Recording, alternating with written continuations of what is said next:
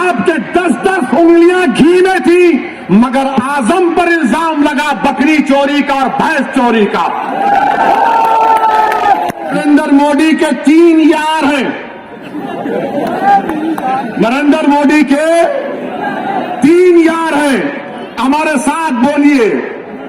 एक ड्रामा, दूसरा फसाद, तीसरा अत्याचार। ऐसे क्या आता है? अपराध या फिर आतंक, और जैसे क्या आता है? जातिवाद। अमित शाह आपका कर्जा अदा हो गया।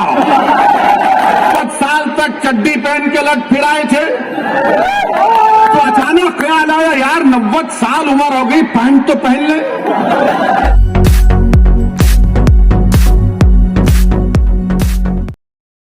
ये आरएसएस के जाहिल लोग बिल्कुल थम्स अप है। इनको सिर्फ 90 साल तक चड्डी पहन के लट फिराए थे, तो अचानक ख्याल आया यार 90 साल उम्र हो गई, पैंट तो पहन ले। तो पैंट पहना।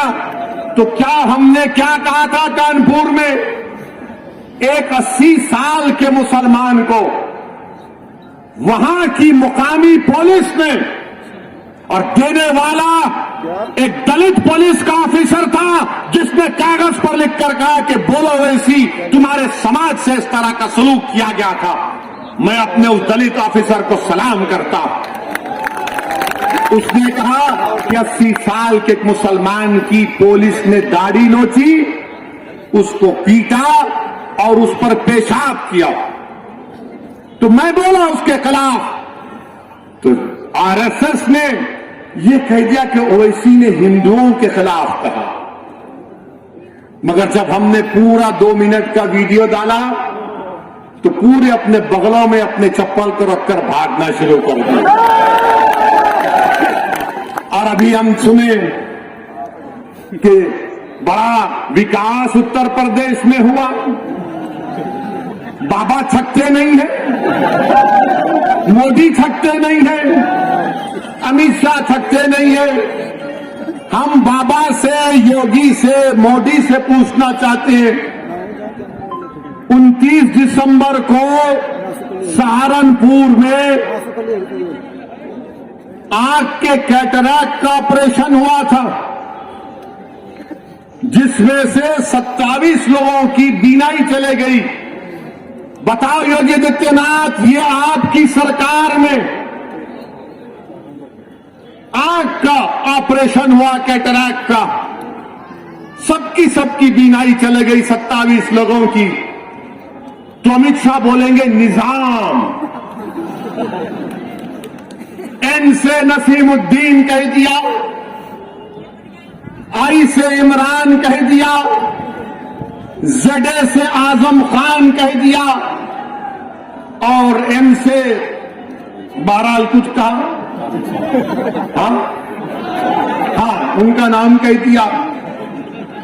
अब ये अमित शाह को बड़ी मोहब्बत हो गई उर्दू से, उर्दू से बड़ी मोहब्बत हो गई अमित शाह को।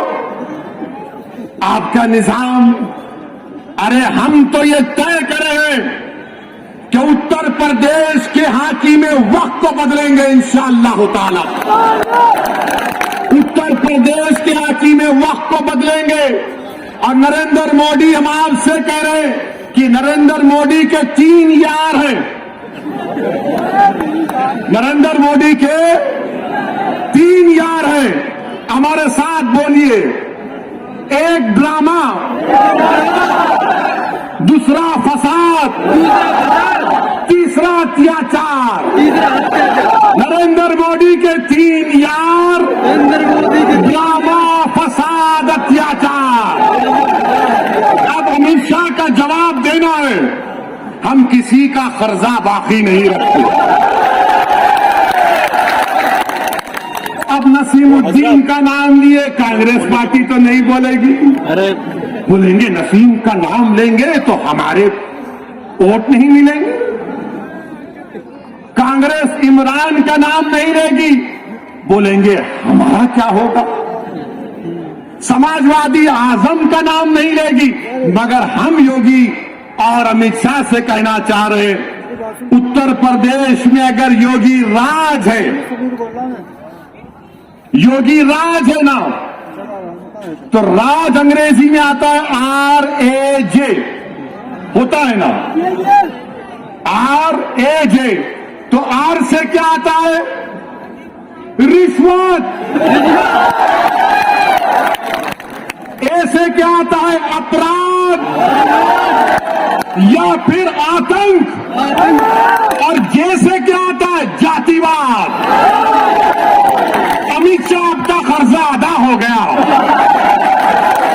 योगी राज में R से रिश्वत, A से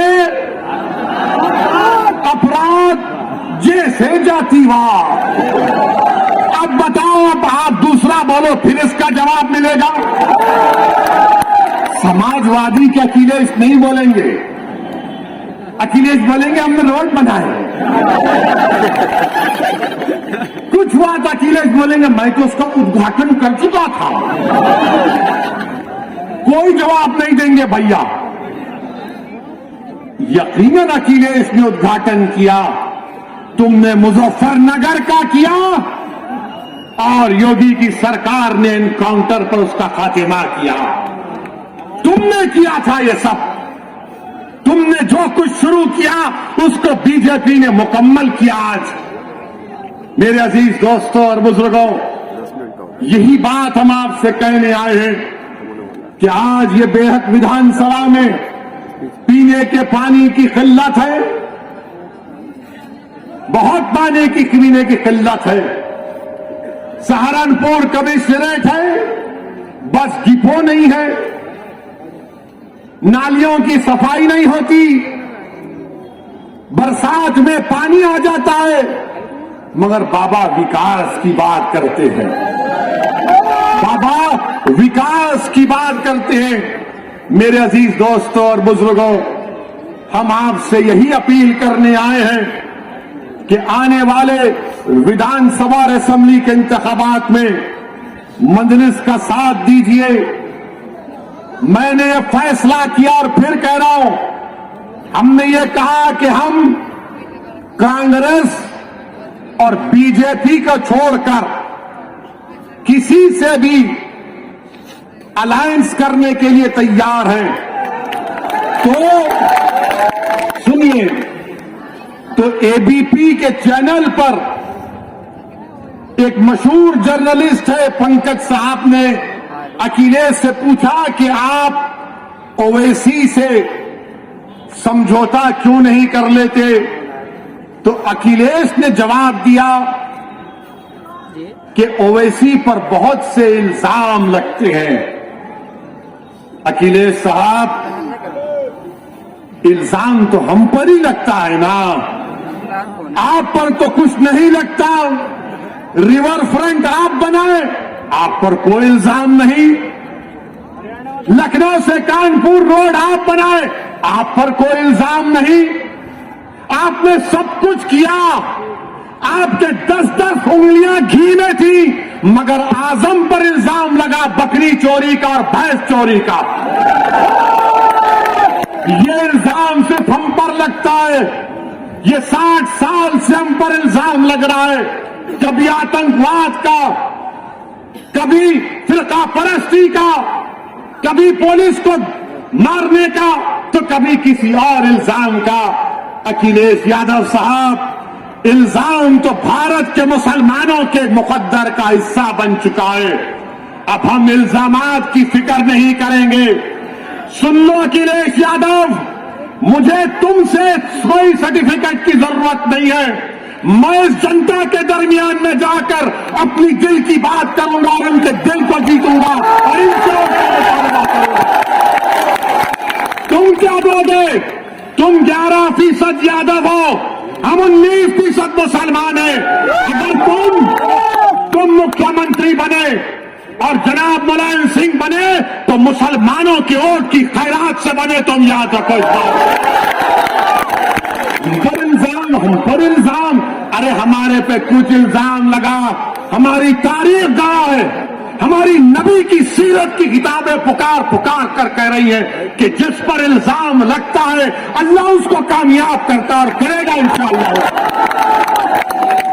इल्जाम है कोई बात नहीं है, मगर याद रखो चुनाव के बाद बच्चों की तरह नहीं रोना।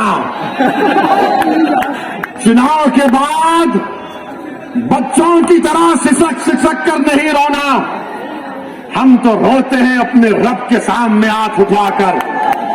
हम इन जालिमों के सामने अपनी बेबसी का इजहार नहीं करते, हम रब्बे कायनात के सामने अपनी बेबसी का इजहार करते हैं, क्योंकि वो गफूर रहीम है, वो सत्तार है, वो गफ्फार है, वो लतीफ है, और अल्लाह हमको कामयाब और कामरान करेगा।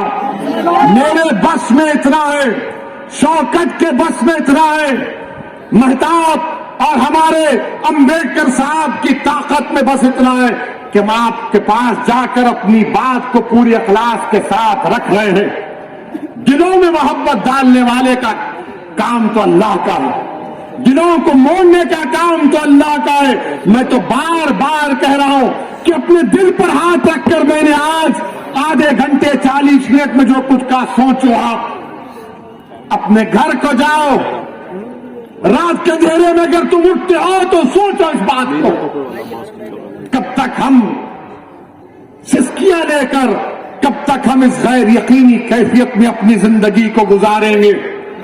भारत की जमहूरियत, अंबेडकर का बना हुआ संविधान हमको इस बात की इजाजत देता है कि हम सियासत में अपने नेता को अपनी हिस्सेदारी की बात करें, हिस्सेदारी के हिस्सा लें और अपनी क़यादत को, सियासी लीडरशिप को बनाएं।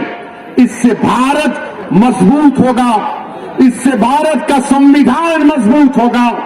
यही चंद गुजारिशात मैं आज तक कहने के लिए आया हूं। आपसे सिर्फ गुजारिश करूंगा कि अगर आप हमारा साथ दें, अल्लाह आपको सलामत रखे। अगर आप नहीं देना चाहते तो अल्लाह तब भी आपको सलामत रखे। मगर मेरी इस बात को याद रखो, मेरी इस बात को याद रखो कि कई 60 साल के बाद कोई एक और दीवाना आकर मेरी जबान में इन आने वाले बच्चों से ना कह दे जो कल बूढ़े हो जाएंगे कि तुमको तुम्हारा हिस्सा नहीं मिला। हिस्सा उसी वक्त मिलेगा जब आप उठ खड़े होंगे, सियासी क़यादत बनाएंगे, अपने वोट से अपनी पार्टी को कामयाब करेंगे। जिस तरह ठाकुरों ने योगी को मान लिया, जिस तरह पिछड़ा वर्ग ने मोदी को अपना लिया, जिस तरह दलितों ने आज बहन जी और चंद्रशेखर आजाद को अपना नेता मानते हैं।